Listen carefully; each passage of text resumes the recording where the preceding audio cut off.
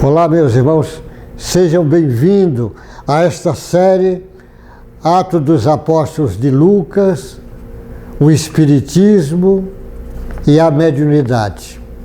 Essa série que está sendo feita, você vai ver que eu fui pegando capítulo por capítulo do livro Atos dos Apóstolos e fui trazendo a colocação daquele livro fantástico que o mestre Lucas escreve e o Ferreira traduziu, que eu estou usando a tradução atualizada do Ferreira, que é a mais lida do Brasil. E aí quando você conhece o Espiritismo, conhece mediunidade, é muito mais fácil de você entender.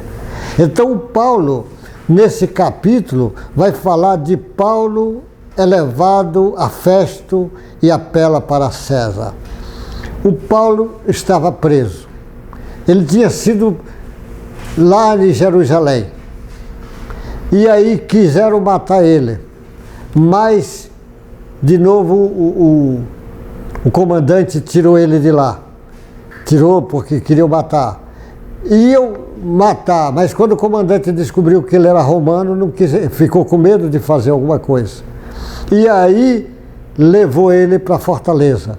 Mas lá na fortaleza, o Sinédrio, que ele já tinha falado e tinha testemunhado para ele, queria de novo levar lá para matar. Aí tramaram mais de 40 homens, se armaram com faca lá na bainha da túnica, combinado com o Sinédrio, para convidar o comandante, mandar ele ir lá no Sinédrio de novo, para ouvir de novo, para julgar melhor, e eu matar na estrada, antes de chegar no templo. O comandante sabe porque um jovem escuta a notícia, leva para Paulo, Paulo fala para o centurião e o centurião leva o rapaz até o comandante. E o comandante, sabendo disso, pega o Paulo com 470 soldados e leva para a fortaleza de Cesária, que era o centro militar dos romanos naquela região. E aí, no outro dia, quando eles sentaram, não podia fazer nada. Aí, de novo, vai lá e pede para trazer de novo ele. E aí ele manda que o Sinédrio vá até lá, Cesária, para conversar diante dele. E ele conversa lá com Festo, que era o chefe, o equivalente ao governador. E aí o Sinédrio ataca Paulo lá, mas lá em Cesária, o Paulo se defende, mostrando que ele estava tudo errado, e eles voltam com raiva, e vai acontecer o que está escrito agora. Paulo é levado a Festo e apela para César. 3 dias depois de ter assumido o governo da província, o Festo, tinha 3 dias que assumiu o governo, era governador, saiu de Cesária e foi para Jerusalém. Jerusalém era o centro nevrálgico, político, porque a igreja, o judaísmo era dominante, e o Estado era praticamente teológico só. E então ele vai para Jerusalém para fazer a média, porque normalmente esses ditadores não querem também ficar impopular, quer ficar popular, então fazer as pazes com os chefes. E logo os principais sacerdotes e os maiorais dos judeus lhe apresentaram queixa a respeito de Paulo. Contra ele pediram a Festo o favor de mandar que ele fosse trazido a Jerusalém. E que eles tinham armado emboscada para matar Paulo no caminho. Festo, porém, respondeu que Paulo continua preso em Cesária, porque sabia da emboscada, e que ele mesmo, muito em breve, partiria para lá, e concluiu: aqueles de vocês que estiverem habilitados, me acompanhem, e havendo contra este homem qualquer crime, acusam-no. E não se demorando entre eles mais de que 8 ou 10 dias, foi para Cesária. Volta um governador e aquelas figuras do Sinédrio. No dia seguinte, assentando-se no tribunal, lá em Cesária, ordenaram que Paulo fosse trazido. Paulo estava preso, traz o Paulo. Quando Paulo chegou, os judeus que tinham vindo de Jerusalém ficaram em volta dele, fazendo muitas graves acusações contra ele, as quais, entretanto, não podia provar. Então Paulo, defendendo-se, disse: nenhum pecado cometi contra a lei dos judeus, nem contra o templo, nem contra César.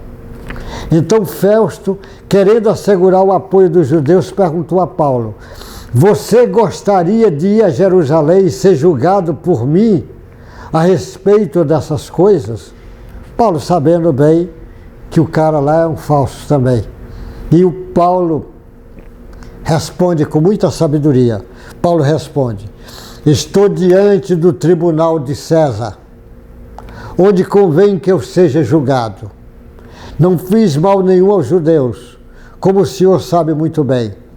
Se de fato pratiquei algum mal ou crime digno de morte, estou pronto para morrer. Se, pelo contrário, não são verdadeiras coisas de que me acusam, ninguém pode me entregar a eles. Apelo para César. Então Festo, tendo falado com o conselho, respondeu: já que apelou para César você irá. Porque o romano, ele sabia que o romano tinha que ser julgado pelos romanos. E aí deixa os judeus ali numa situação ruim. Mas ele diz, porque o Paulo está debaixo do fenômeno mediúnico, ele já tinha escutado de Jesus que ele precisava ir dar o testemunho dele em Roma. Ele já estava dando às autoridades. Aqui é um governador de estado que ele está falando. É um governador. Ele está falando um chefe. Mas ele está dizendo que lá, como ele deu testemunho lá, diante do centurião, lá diante do comandante, lá no Sinédrio, depois de novo, diante do comandante, lá fora do Sinédrio, mas ele aqui está dando de novo diante do governador, do Festo, que era um tremendo corrupto, mas ele sabia. Então ele apela para César, porque Jesus já tinha dito que não seria lá em Jerusalém, que ele ia terminar o fim dele, ia ser em Roma, que ele ia dar testemunhos. E ele ia dar testemunho, e ele fica preso aí um bom tempo lá em Cesárea, porque esse governador também é muito corrupto, fica querendo levantar dinheiro e não consegue, porque sabia que Paulo arrumou dinheiro e trouxe para os irmãos que estavam lá em Jerusalém, na Judéia, mas ele trazia dinheiro para ajudar aquelas instituições. Ele pensava que o Paulo tinha muitos amigos de dinheiro, pelo prestígio que o Paulo tinha, ele também queria dinheiro. Mas você vai ver com o correr do tempo. Mas o Paulo, a dignidade acima de tudo, a mediunidade a serviço do Cristo e para o Cristo. O Paulo tinha consciência disso. Então a mediunidade, desde o fenômeno Pentecostes, que ali fica numa clareza imensa que o médium tem que trabalhar para o Cristo, a serviço do Cristo.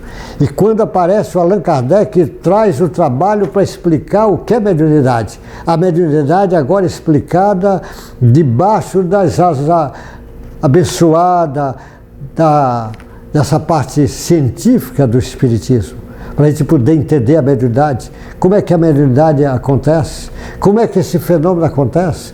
Como é que um espírito passa a informação para outro espírito, do perispírito do espírito para o perispírito do espírito? Como é que chega lá no perispírito? Como é que isso vai descendo, passando por vários filtros, até chegar numa placa energética do chakra, cair para a glândula pineal, e a glândula pineal joga essa informação via física para o tálamo, e o tálamo descodifica quimicamente para passar em massagem para o córtex. A depender do córtex você vai ter visão, audição e etc, etc. A mediunidade já está estudada, já tem bastante coisa estudada, tem coisas ainda a estudar, mas a mediunidade é uma realidade que ninguém pode discutir que não é. Mediunidade é o laboratório que vai fazer com que você entenda que o espírito continua, que a vida continua, que o espírito é imortal e que você tem o destino de evoluir, e evoluir na direção de Deus. E se você é médium, porque a mediunidade é um fenômeno frequente, é um fenômeno crescente, que no futuro todos serão médios, como Joel diz o apóstolo lá de atrás, o profeta lá do Velho Testamento. No futuro os jovens vão profetizar, ter premonições. Os nossos filhos e filhas terão visões, os velhos terão sonhos, e os servos e servas profetizarão. Toda a mediunidade é crescente, mas a sociedade ainda não estuda a mediunidade. Os homens de ciência não estudam. Os religiosos acham que não precisa estudar, quando a religião é um fenômeno mediúnico. E a mediunidade é crescente, por isso que nós encontramos tanto médium desequilibrado. Ou o sujeito pensa nessa evolução das drogas, essas violências, as cadeias cheias, os presídios cheios, os manicômios cheios, abuso de drogas, abusos de crimes, de bebida acentuada, sexualidade descontrolada, a corrupção. A mediunidade vai ter que ser entendida. Na hora que for entendida, aí você vai entender o sentido que nós estamos aqui para aprender a amar. E a mediunidade vai ensinar você a tomar esse caminho. Mediunidade a serviço do Cristo e para o Cristo. Você tem uma ética moral segura e uma explicação científica também segura. Que Deus te guarde, boa sorte e até o próximo encontro. Deus te guarde, meu irmão.